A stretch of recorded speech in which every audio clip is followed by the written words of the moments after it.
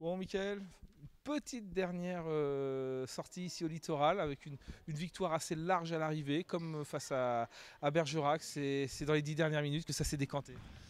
Ouais, on était face aux deux meilleures défenses du championnat aussi, donc ça s'est joué à la fin clairement.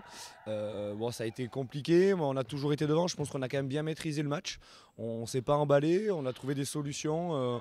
Tout n'a pas été encore efficace à 100%, mais je suis quand même très content de l'état d'esprit qu'elles ont eu, comme le match de Bergerac où elles n'ont rien lâché, quoi. Puis les filles ont joué le jeu, elles n'ont pas levé le pied malgré le fait d'être déjà en D2. Voilà, elles ont joué le jeu. Oui, elles ont joué le jeu. Je pense que la claque qu'on a pris un peu le week-end dernier à l'extérieur, c'était pas nous, tout simplement. Voilà, on s'était un peu décompressé. Là, je voulais que face à notre public, face avec les partenaires, faire la fête à la fin, et ça passait obligatoirement par une victoire.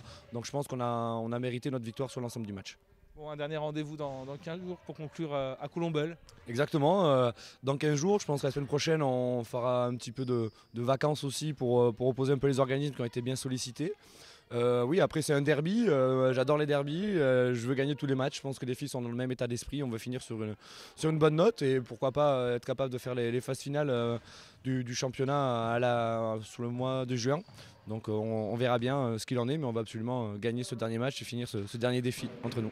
Bon, le programme des semaines à venir, ça va être la recomposition de l'équipe de l'année prochaine en D2. Il y a des choses qui vont changer forcément, des filles vont partir, d'autres vont arriver. Vous en êtes à quel niveau? Mais pour l'instant, on a fait le tour de toutes les filles. Il y en a certaines exactement qui vont partir, soit de leur fait, soit de mes choix personnels. Là, on est en train de construire un groupe pour l'année prochaine un peu plus étoffé.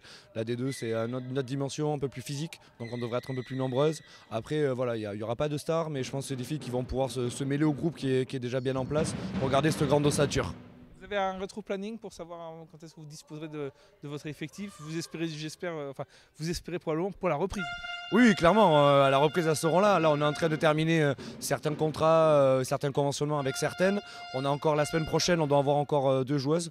Normalement, on l'espère à la fin du mois de juin, même mi-juin, ça devrait tout être terminé et on pourra clairement l'annoncer, notre collectif de départ. La reprise, vous avez déjà une idée de la date? Ce sera début août? Ça sera le 1er août. Ça sera le 1er août et après voilà, derrière on va enchaîner la programmation que je suis en train d'établir avec des matchs amicaux.